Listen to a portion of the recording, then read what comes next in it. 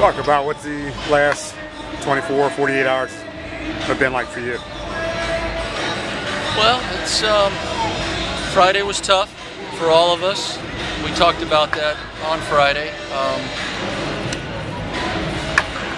Jim was somebody that we all had a great deal of respect for in the organization and cared about personally. And so it was a tough day to get through, but we did, and I'm really happy with the way the club has performed the last 2 days. And it was emotional for them also on Friday, and then to see them go out and respond the way they did and play in the last 2 days, it's been fun to watch. I think that that's something that if the opportunity presented itself down the line, I would have liked to have explored, but I certainly understand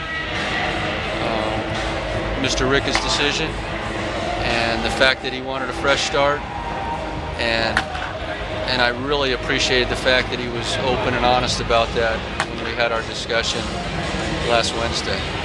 When were you apprised of the situation? Last Wednesday, he told me that that Friday we were going to make the move, and when he asked me to take over on an interim basis.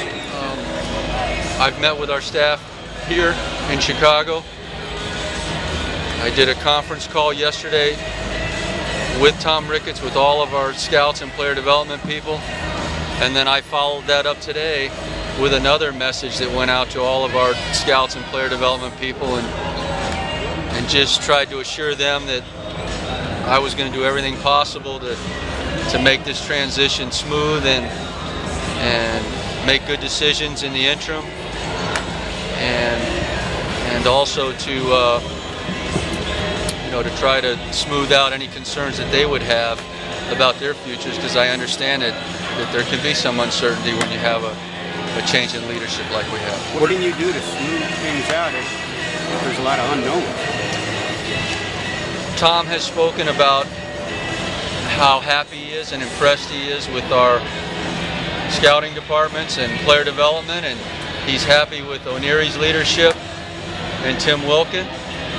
And I expressed to them that that he has those feelings about the job that they're doing, and and that it certainly we could see a path where we go down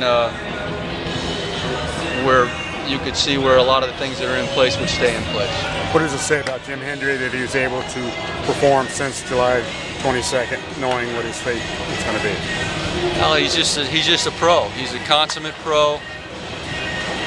Everything he's done since I've worked with him has always been with the best interest of the Chicago Cubs at heart, and I've never seen him waver from that ever.